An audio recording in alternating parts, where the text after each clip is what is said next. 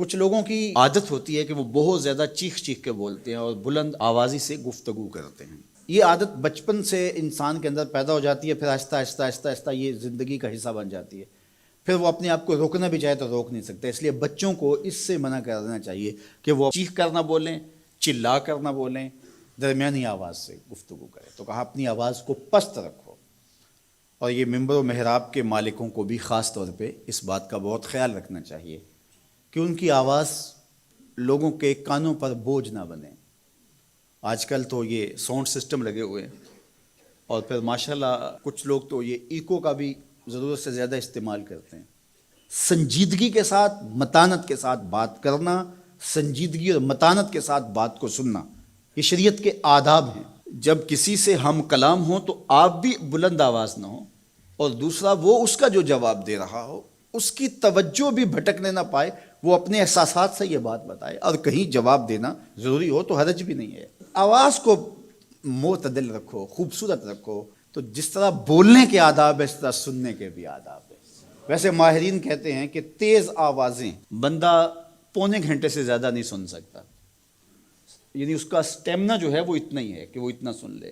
برداشت کر لے اس کے بعد وہ تو الگ بات ہے، لیکن یہ ہے کہ وہ جو آسانی کے ساتھ سن سکتا ہے اتنا ہی سن سکتا ہے. تو اس لیے یہ جو لیکچر بھی ہوتے ہیں جو دنیا کی بڑی یونیورسٹی ہیں وہاں بھی انہوں نے لاکھوں روپے دے کر کے دنیا کے ماہرین بلائے ہوتے ہیں مختلف مضامین پر، لیکن پیریڈ کا دورانیہ یہ نہیں ہوتا کہ وہ 3 گھنٹے کا لیکچر دے رہے ہوں. انسان کی جو ہے وہ ایک کیپیسٹی ہے، اس سے آگے نہیں وہ بڑھ سکتا. اور مجھے بتائیے انسان کو بنانے والے سے بہتر کون بتائے گا؟ قرآن بتاتا ہے.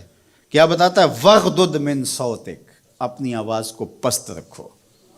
باقی اس کے الگ احکام ہیں کہ اذان دے رہے ہیں، آپ کسی کو پکار کر رہے ہیں، جنگ میں رجز ہے یا کوئی اور بات ہے.